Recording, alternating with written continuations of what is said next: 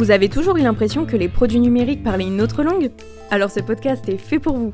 Bienvenue dans MindWeb, le podcast qui décode le web, un terme technique à la fois. Bonne écoute !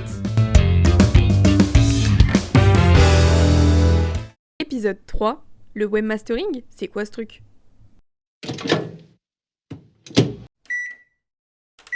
Hello Charles, ça va ? Bon appétit au fait. Hello Colline, ça va merci, bon appétit à toi aussi. Tu manges enfin ? Ouais, j'étais en train de discuter avec Imran de la tierce maintenance applicative, enfin la TMA. Ah oui, on a pas mal de clients qui se demandent ce que c'est aussi. Bah je comprends, c'est pas toujours évident. Hein. D'ailleurs à un moment donné, il m'a parlé du fait qu'il ne fallait pas confondre la TMA avec le webmastering. Mais pareil, le webmastering, c'est quoi du coup ? Je suis complètement larguée. Pas de panique. Imagine un peu un site web comme une maison. Le webmaster, c'est un peu celui qui s'occupe de l'aménagement intérieur et de faire en sorte que la maison soit toujours agréable à vivre pour les occupants. L'aménagement intérieur ? Il change les meubles de place, tu vas me dire ? En quelque sorte. C'était une image, mais en gros, il s'occupe de tout ce qui concerne le contenu et l'animation du site. Ajouter des nouveaux articles de blog, changer des images, créer de nouvelles pages, mettre à jour les informations. C'est lui qui fait vivre le site au quotidien.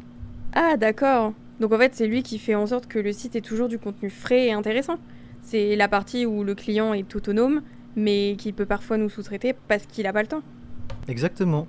C'est la partie visible du site, celle que le client peut souvent gérer lui-même, mais quand il s'agit de choses plus techniques, comme changer la structure du site, modifier le fonctionnement de certaines fonctionnalités, ou toucher au back-office, là on est dans la TMA.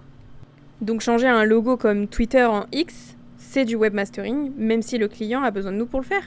Tout à fait, c'est une modification de contenu, même si elle nécessite une intervention de notre part, car le client n'a pas toujours les accès ou les compétences techniques pour le faire lui-même. D'accord, je comprends mieux la nuance. Donc en fait la TMA, c'est vraiment tout ce qui est technique, genre la sécurité, la vitesse du site, les mises à jour importantes, s'assurer qu'il fonctionne bien sur tous les appareils. C'est en fait la grosse maintenance, invisible pour l'utilisateur. C'est une excellente façon de le formuler. La TMA, c'est l'entretien technique qui assure la pérennité et la sécurité du site. Le webmastering, c'est plus l'animation et la mise à jour de contenu au jour le jour. D'accord, je comprends mieux. Merci pour tes explications. Bon, maintenant que tout est clair, on mange ? J'ai une faim de loup moi avec tout ça. En plus après il faut que j'aille voir Adrien parce que j'ai pas compris ce que c'était un CRM.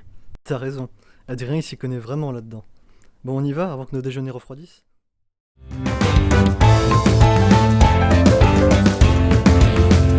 Vous venez d'écouter MindWeb, le podcast qui décode le web, un terme technique à la fois.